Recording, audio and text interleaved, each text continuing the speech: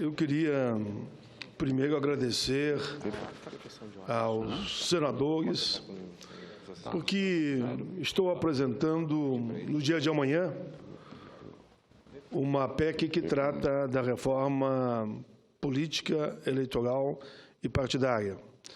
E é com alegria que eu posso dizer, senador Caiado, senador Telmário, senador Dalberg, senador Hélio José, que nenhum dos senadores que eu procurei deixou de assinar. Vossa Excelência, eu não vou procurar, como não procurei os três que estão aqui no plenário. Nenhum deixou de assinar. Alguns disseram, rapaz, até não concordo com o teor, mas para o debate eu assino para debater o tema que eu apresentei. Comecei a coletar a assinatura hoje, já são mais de 50 senadores que assinaram.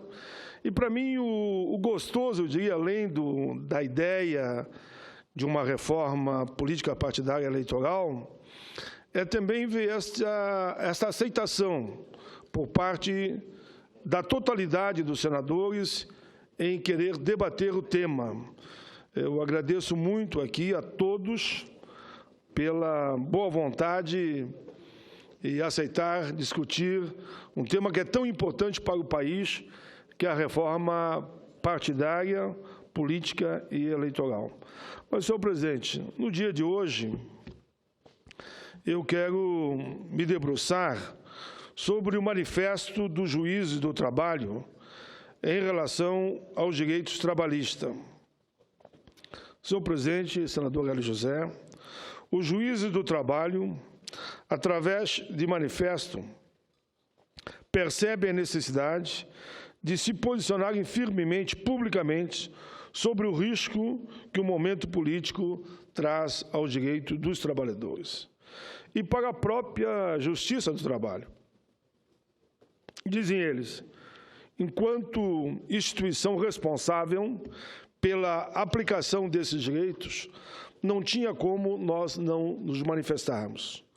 Os direitos trabalhistas, afinal, sempre estiveram no centro das crises políticas dos países, embora essa realidade nem sempre se tenha apresentado enquanto tal. A lógica de se buscar um equilíbrio para a situação de crise política por meio da supressão de direitos e contenção da organização dos trabalhadores ocorreu em vários momentos da história brasileira. Destacando-se o que se passou nas ditaduras de 37 e de 64, e da forma mais sutil, na época da introdução do período de 1989 a 2001. Nesse último período, verificou-se um autêntico processo de depuração liberal da Carta de 1988, com o qual se tentou extirpar o conteúdo social da Constituição, notadamente no que se refere à eficácia e ao alcance dos direitos trabalhistas. Dizem mais os juízes do trabalho. Essa reação aos avanços trabalhistas contidos na Constituição de 1988 se fez, sobretudo, com auxílio doutrinário e judicial. Essas forças atuaram fortemente no sentido da negação, por exemplo, do direito de greve e para autorizar a utilização em larga escala da técnica da terceirização. Felizmente, ambos projetos estão sob minha relatoria, tanto da terceirização como também do direito de greve. Emblemático nesse sentido, o advento em 1993 do enunciado 331 do TST e a repressão institucional à greve dos petroleiros de 95. Destaca-se também a atuação do Poder Executivo na criação, em 1995, do MAG, Ministério da Administração Federal e Reforma do Estado, que desenvolve a ideia de subsidiariedade do Estado e impulsiona o recurso à terceirização do serviço público. É dentro desse contexto de destruição das bases jurídicas e políticas da ordem social que foi apresentada em 1999 proposta de emenda à PEC 96 de 92, 96-92, reforma do Judiciário. Dizem mais os juízes do trabalho, visando a extinção da Justiça do Trabalho. Em 2001, o Poder Executivo apresenta projeto de lei em regime de urgência para institucionalizar o negociado sobre o legislado, que, de fato, significava o fim do direito do trabalho. Nessa época, o senador Hélio José, eu era deputado. Quando o projeto foi apresentado, peleamos lá quase como gladiadores. Perdemos por 2 votos. Foi aquele dia que eu decidi ser candidato ao Senado. Viemos para o Senado e, felizmente, aqui a matéria foi arquivada. A partir de 2002, no entanto, um forte movimento de resistência dos profissionais do direito do trabalho impediu que esses objetivos se concretizassem. E, como efeito dessa reação, inclusive, a reforma do Judiciário foi concluída em 2004, com a ampliação da competência da Justiça do Trabalho. Desde então, o direito do trabalho aumentou sua importância no cenário jurídico nacional e a Justiça do Trabalho tornou-se segmento do judiciário mais respeitado do país. Como eu disse, derrubamos o negociado sobre o legislado também nessa época.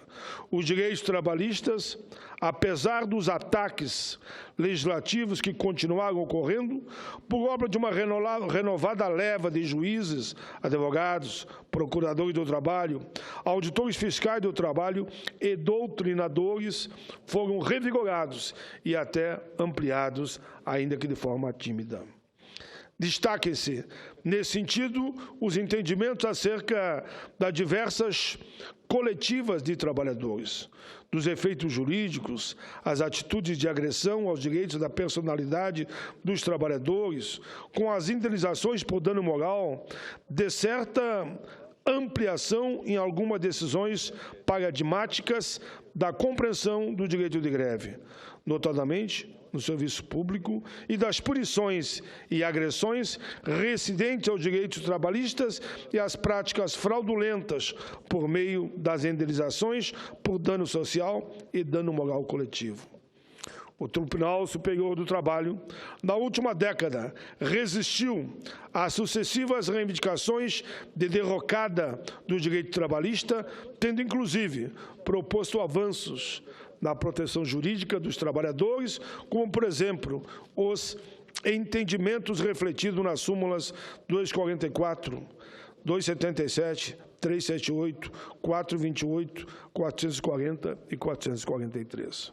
O que levou, inclusive, a Confederação Nacional da Indústria, CNI, a elaborar em 2012, um documento com o título 101 Propostas para a Modernização Trabalhista, tendo por objetivo explícito defender a redução dos altos custos do emprego formal, visto como um dos mais graves entraves ao aumento da competitividade das empresas brasileiras, segundo eles, pondo-se no ataque às posições assumidas pelo Tribunal Superior do Trabalho nos últimos anos, acusando-os, inclusive, de irracionais.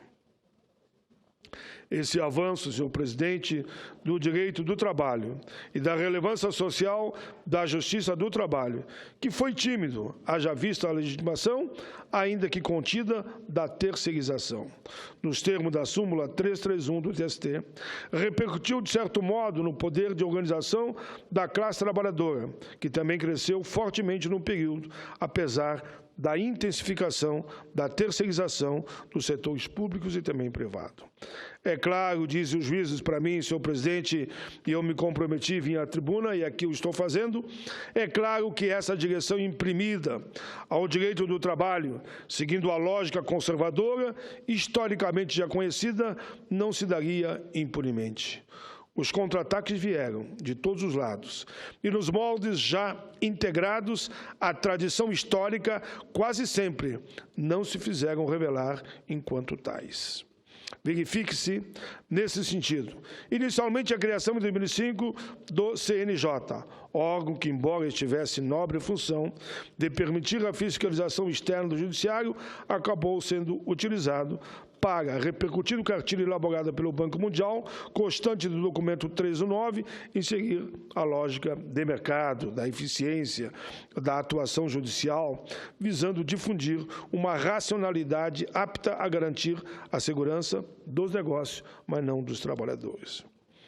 E, mais recentemente, o advento do novo Código do Processo Civil, senhor presidente, Lei número 13.105 de 2015, com o qual se pretende impor à Justiça do Trabalho o modo de atuação dos juízes que rompa a sua identidade funcional e racional com o direito do trabalho, que é de índole social, com certeza, e o drástico corte orçamentário imposto à própria Justiça do Trabalho no final de 2015, comprometendo sobremaneira sua gestão de 2016. Assiste-se hoje à tentativa de atribuir ao Supremo Tribunal Federal, suplantando o TST, o papel de conferir uma nova roupagem ao direito do trabalho, que representa, no fundo, a extinção do direito do trabalho e, por consequência, da própria Justiça do Trabalho, ainda que essas instituições não desapareçam formalmente. A atuação do Supremo, nesse sentido, aliás, é bastante favorecida pela posição constitucional das normas trabalhistas e pela instrumentalização do Supremo Tribunal Federal com a súmula vinculante e com a repercussão geral dos julgamentos preferidos, conforme está instituído pela Lei 11.418, de 2006, de questionável constitucionalidade, reforçando-se agora ainda mais com os institutos do novo CPC, que priorizam os julgamentos de cúpula incidente de assunção de competência, arquição de inconstitucionalidade, incidente de resolução de demandas repetitivas e reclamação. É dentro do objetivo, senhor presidente, de esvaziar a influência jurídica da Justiça do Trabalho que se pode compreender o julgamento do Supremo Tribunal Federal nos recursos extraordinários de número 586453 e 583050 de fevereiro de 2013. Senhor presidente, no ARI 709212, novembro de 2004, na ADIM 5209, de dezembro de 2014, e na ADIM 1993, abril de 2015. Verdade que o Supremo também decidiu a favor dos trabalhadores, notadamente no que se refere ao direito de greve, no mandato de injunção número 712, na reclamação número 16.337 e nas reclamações de número 11.847 e 11.536. Mas isso, senhor presidente, lhe valeu a difusão de uma propaganda midiática de que estava sendo bolivianista, instalando-se um quadro realmente bastante preocupante para os direitos trabalhistas, no que se refere à atuação do Supremo Tribunal Federal frente aos direitos trabalhistas. Se considerada a pressão midiática de que ganha força diante da nítida inaptidão dos ministros do Supremo Tribunal Federal, independente de sua qualificação e retidão, em lidar com a questão trabalhista propriamente dita. Veja-se que o julgamento da ADIM 1625, que trata da inconstitucionalidade da denúncia da Convenção 158 da OIT, que inibe a dispensa arbitrária de empregados, notadamente dispensas coletivas, proposta em 19 de 6 de 97, até hoje não concluída. Vale notar também que muitos dos avanços na proteção jurídica aos trabalhadores fixados recentemente pela Justiça do Trabalho estão sob julgamento no Supremo Tribunal Federal e são, portanto, passíveis de revisão. Além disso, a própria ampliação da terceirização está sendo discutida juridicamente no Supremo, projeto que sou relator, que, se depender de mim, não se amplia a terceirização.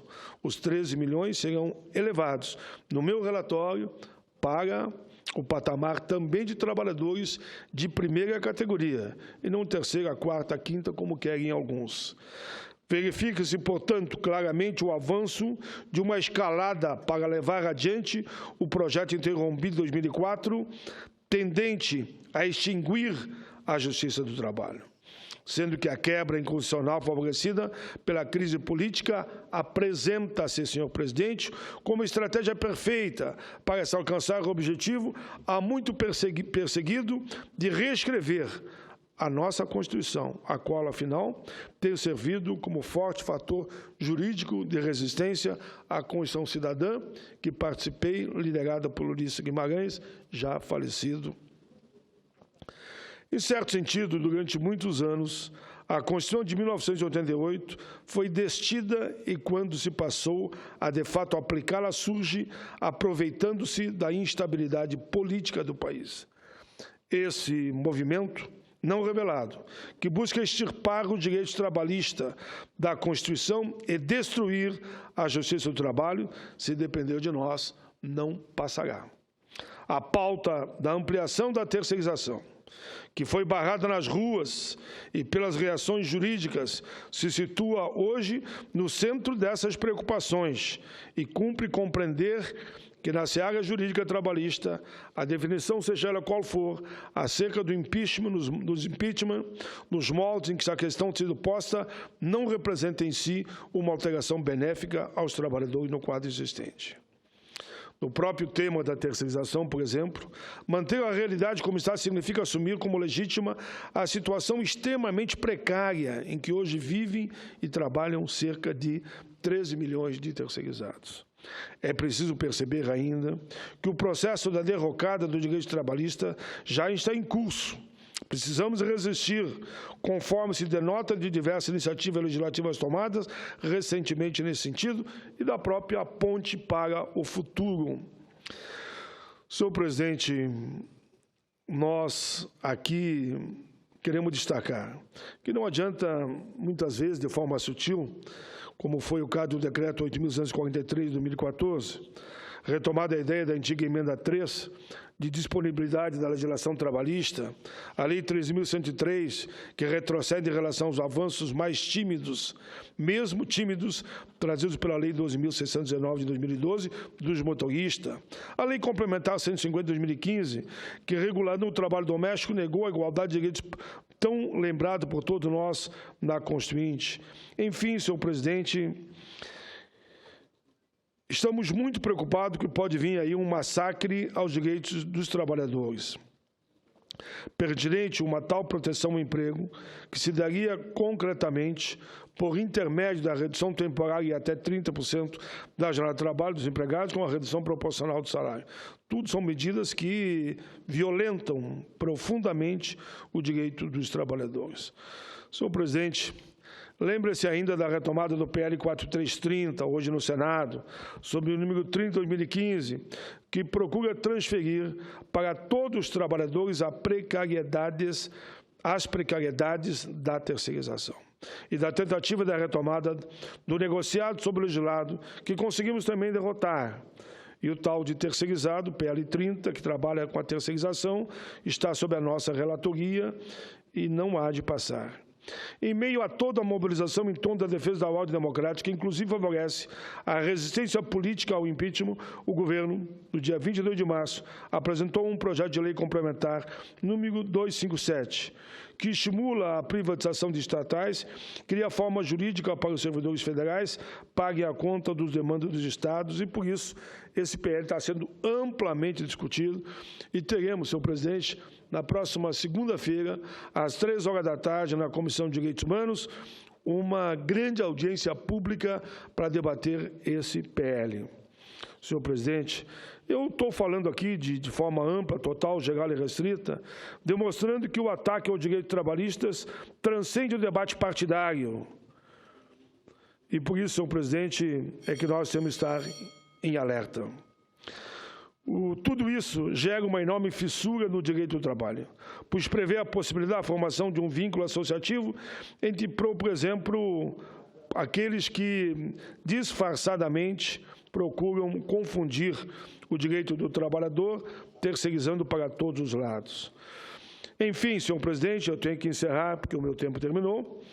Vide ainda o levantamento feito pelo DIAP, Departamento Intersindical da Assessoria Parlamentar, que mostra as 55 ameaças aos direitos trabalhistas que tramitam no Congresso Nacional. Consideramos que a insistência na difusão de um quadro social e político, com uma feição assustadora, que estimula combates alucinados, tem o objetivo de desviar o foco do processo já em curso da imposição do retrocesso ao direito dos trabalhadores.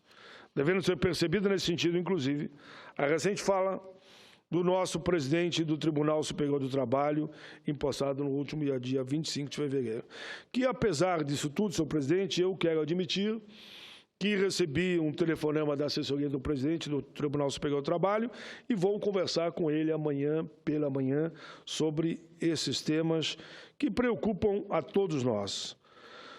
Senhor presidente, quero ainda aproveitar esse momento final para dizer a Vossa Excelência que esse documento, cumprindo a função institucional de defesa da ordem constitucional, no que tange ao direito social e trabalhista, e tendo participado ativamente no movimento de reconstrução e efetivação desses preceitos, incertos, inclusive, na órbita dos direitos humanos, somos constrangidos a reafirmar publicamente nossa disposição em impor toda a resistência jurídica às eventuais retrocessos trabalhistas que possam vir resultar da presente crise política. Essa, senhor presidente, é a posição dos juízes, que eu estou lendo aqui o documento que eu recebi dos mesmos. Dizem eles, para encerrar, afinal, o pacto constitucional firmado em 88 foi em torno do desenvolvimento econômico atrelado aos ditames da justiça social e aos princípios da dignidade humana e do valor social do trabalho. Valendo lembrar que todo o esforço mundial para a reconstrução da humanidade no pós-guerra foi direcionado, aí começa, o dos direitos sociais, oportunidade em que também se reconheceu essencial firmar o postulado básico do não retrocesso e melhorar a qualidade de vida de toda a nossa gente. É exatamente, senhor presidente, um momento como esse, em que se colocam à prova as convicções dos cidadãos e das instituições frente aos compromissos assumidos, e que esse postulado adquire valor concreto.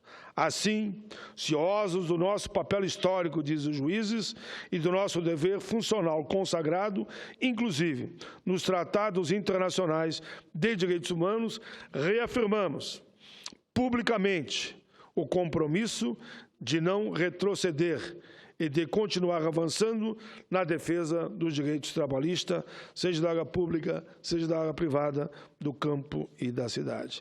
Esse foi o manifesto, senhor presidente, que recebi dos juízes do trabalho contra a imposição de retrocesso nos direitos trabalhistas. Como o manifesto foi longo, senhor presidente, eu solicito a Vossa Excelência que considere na íntegra, que algumas partes eu comentei, eu não li toda ela. Obrigado, presidente. Queria cumprimentar nosso nobre senador Paulo Paim pelo brilhante pronunciamento. Com certeza, todo o manifesto será incorporado ao discurso.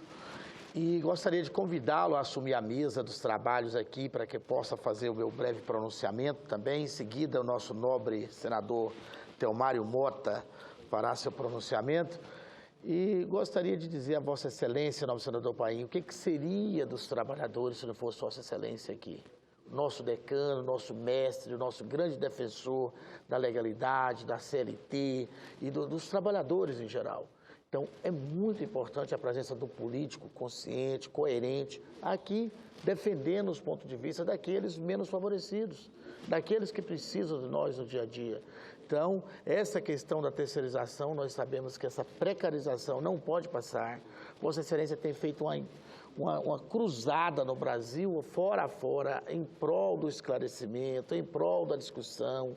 Nós sabemos do lado positivo, que é a questão da regularização daquilo que já existe, mas nós não podemos deixar que o lado positivo que vai ter que acontecer contamine o lado negativo, que é muito maior de prejudicar os trabalhadores nesta questão. E, inclusive, a gente precisa também, uma hora, debater a questão das aposentadorias especiais, daquelas pessoas que ganham periculosidade e que ganham periculosidade exatamente porque estão trabalhando em áreas de alto risco, de alto estresse e que muitos não têm sua aposentadoria especial, tem que ficar entrando na justiça para ver esse reconhecimento. Então, é um dos temas também que nós temos que trazer à baila. Queria agradecer a Vossa Excelência, parabenizá-lo e dizer que é com muita alegria que repasso aqui agora a presidência para Vossa Excelência.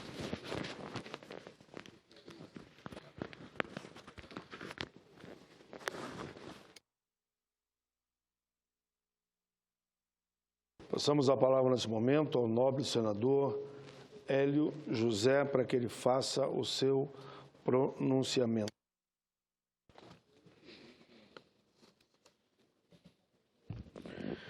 Cumprimento aos nossos nobres ouvintes da TV e Rádio Senado.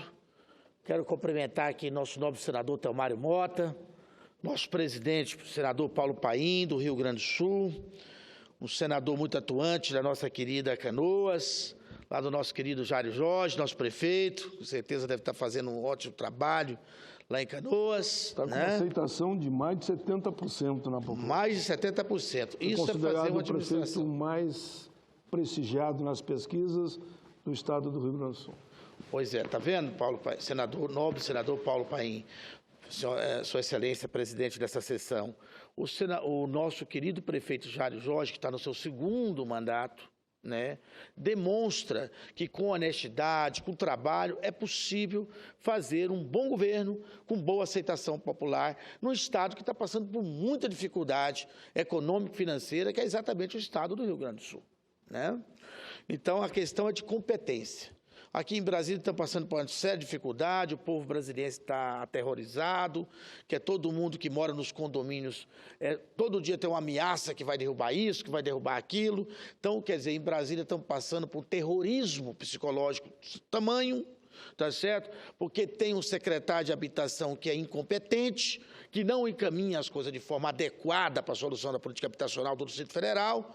A CODAB, que era uma entidade que era para dar prosseguimento a todo o trabalho que tinha sido feito no governo anterior, que deveria dar continuidade à política de Estado, não política de governo, então fica desprezando tudo aquilo que foi feito anteriormente e a população de Brasília fica na deriva. E eu tenho certeza que se o nosso nobre prefeito Jário Jorge está fazendo um excelente trabalho, é porque com certeza ele deve ter dado continuidade às coisas boas que ele herdou dos governos anteriores e também do próprio governo dele, que foi anterior a ele, que está no seu segundo mandato, né? Eu gostaria de falar hoje aqui, nobre senador Paulo Paim, sobre o encerramento de atividades irregulares no aterro controlado do Jockey, o famoso lixão aqui no Distrito Federal. Uma vergonha em plena capital. Senhor presidente, senhoras e senhores senadores, senhoras e senadoras, no último dia 19 de fevereiro, o governador do Distrito Federal, Rodrigo Hollenberg, aprovou um plano de intervenção para encerramento das atividades irregulares no aterro controlado do Jockey, mais conhecido pelos brasileiros como lixão da estrutural. Este plano de intervenção é resultado dos esforços empreendidos pelo grupo de trabalho que o GDF criou no ano passado para solucionar os graves problemas do lixão do Jockey, até que sejam iniciadas as atividades do aterro sanitário de Samambaia, que substituirão o lixão da estrutural. Então, a nossa querida Samambaia, que vai ter esse aterro sanitário, que eu espero que dê melhor dignidade aos nossos irmãos que trabalham com o lixo. O plano que foi elaborado, com a elaboração de 15 órgãos do GDF, prevê a realização de 41 ações com visitas a melhorar a operação, com vistas a melhorar a operação e manutenção do lixão pelo serviço de limpeza urbana, incrementar a qualidade das condições de trabalho dos catadores, reduzir custos operacionais, regularizar atividades comerciais exercidas no local e também, nobre senador Paulo Paim, aumentar a segurança na região. Porque é lamentável a gente ver a exposição que os nossos pobres pais de família, catadores, se submetem para tentar uma vida, tá certo? Através do bom aproveitamento do lixo. Além disso, o plano traz 10 medidas de caráter emergencial. Entre as medidas urgentes está o reforço à proibição de entrada e permanência no lixão de crianças e adolescentes, mesmo que acompanhada dos pais. Fato que tem sido objeto de várias matérias publicadas recentemente na mídia do Distrito Federal. Senhor presidente, a desativação do lixão da estrutural é cobrada há muito tempo pelos brasilienses. Como disse o governador Rodrigo Hollenberg, no primeiro encontro do grupo de trabalho responsável pelo Plano do Lixão Brasília, como capital da República, tem obrigação de ser referência nacional na política de resíduos sólidos. Concordo com o governador, Brasília tem a obrigação de ser modelo, de figurar na vanguarda da política de resíduos sólidos, mas infelizmente estamos ainda longe de poder estender essa desejada liderança. Então, o nobre governador reconhece que Brasília tem essa obrigação, só que, lamentavelmente, a direção da SLU e o próprio governo não faz a sua parte no sentido de viabilizar essa situação. Todo mundo sabe, nobre senador Paulo Paim, que o lixo é uma indústria. O lixo pode ser, inclusive, uma grande fonte de recurso para realmente poder alimentar famílias, para poder beneficiar uma série de questões, desde que bem manuseado, desde que bem apoiado.